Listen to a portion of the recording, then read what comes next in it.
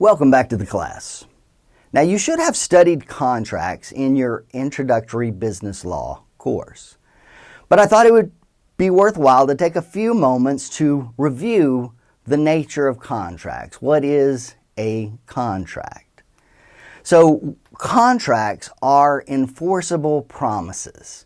That means they are promises that we can enforce in a court of law. I'll be talking a little bit more about enforceability in the next lecture. Contract principles facilitate commerce. The availability of this legal infrastructure supporting contracts facilitates business transactions. And in fact, contracts are so essential to our way of life that even the U.S. Constitution references contracts. Now, one final thing, contract law is primarily state law, meaning it is derived from the law of the state and not federal law. But as we will see, when it comes to commercial transactions, we use a body of law that, although it is state law, resembles the state law of virtually every other state.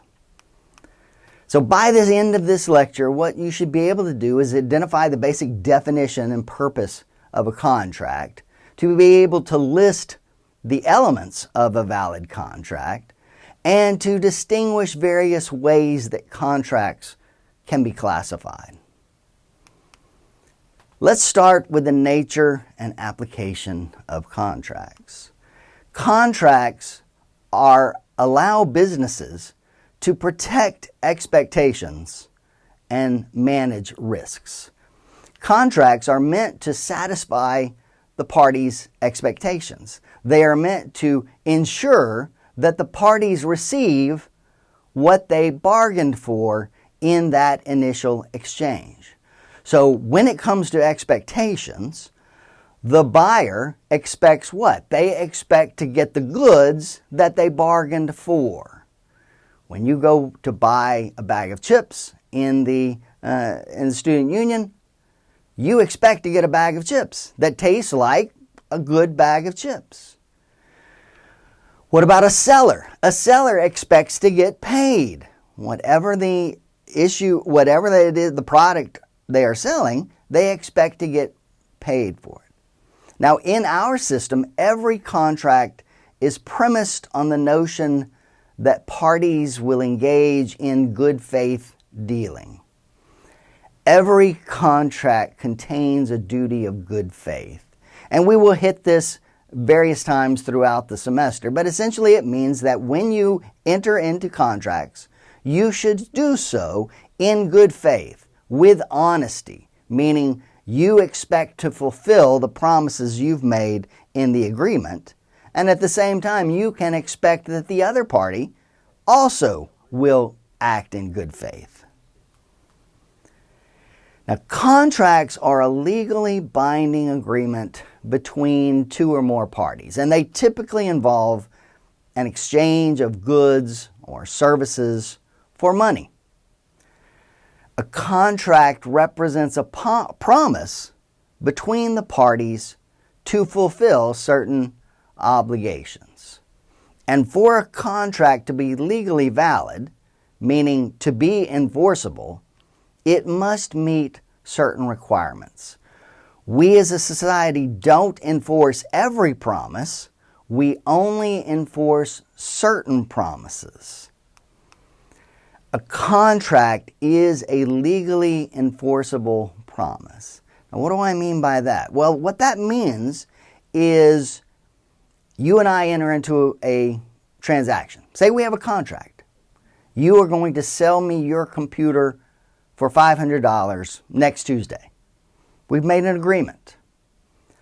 Next Tuesday comes, I show up with my $500, and you show up and you say, I am not going to sell you my computer. I have changed my mind. Well, if we had a valid contract, that means that now I am not just out of luck because you changed your mind. Instead, I can turn to the state, the government, and ask the government to intervene in our private exchange of promises.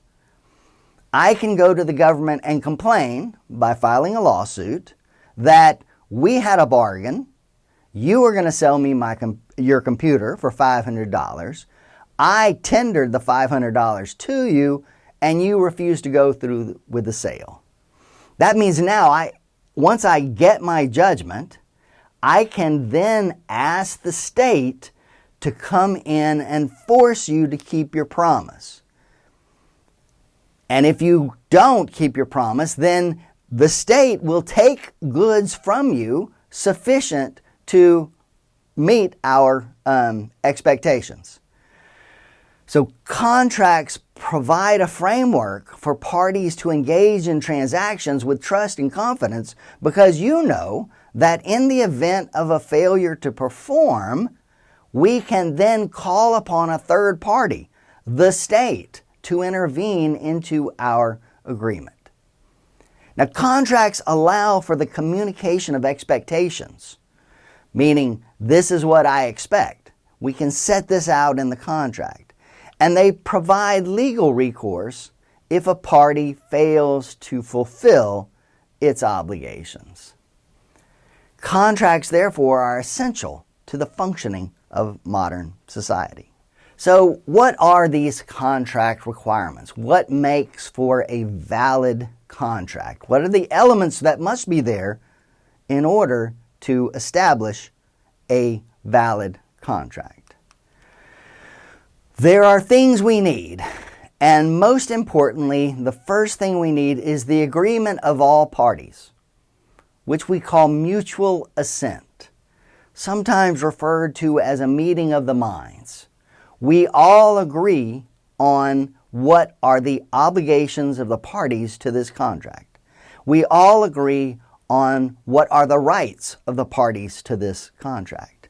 Now, mutual assent, in the law, we break that up into two categories: offer and acceptance.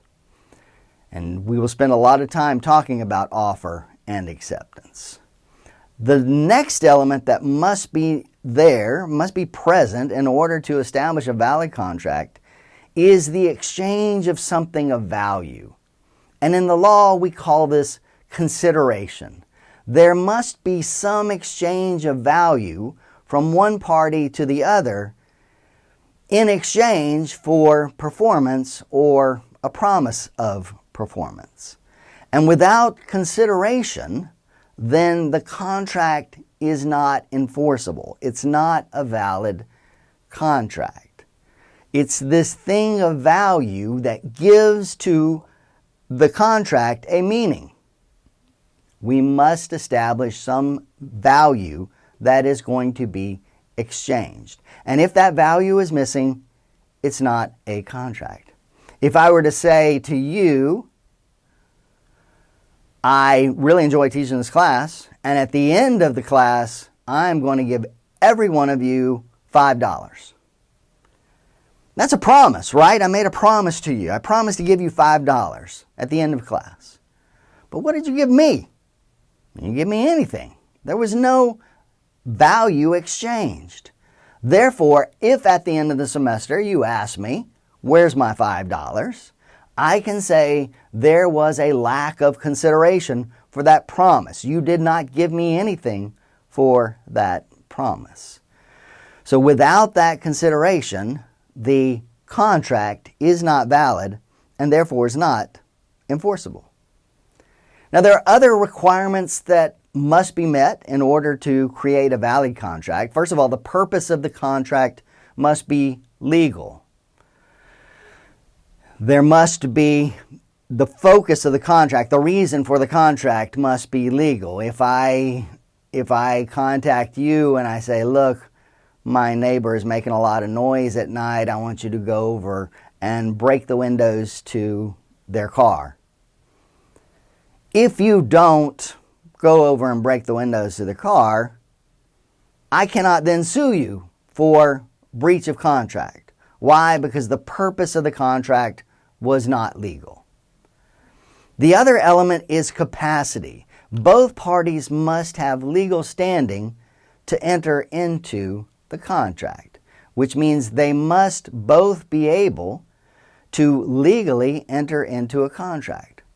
For instance, minors, people who are less than 18 years old, do not have legal standing to enter into a contract. So if you ever engage in a contract with someone and the person is less than 18, be aware that in order to make an enforceable contract, to enforce that contract against the person, you're not going to be able to do so if that person does not have legal capacity.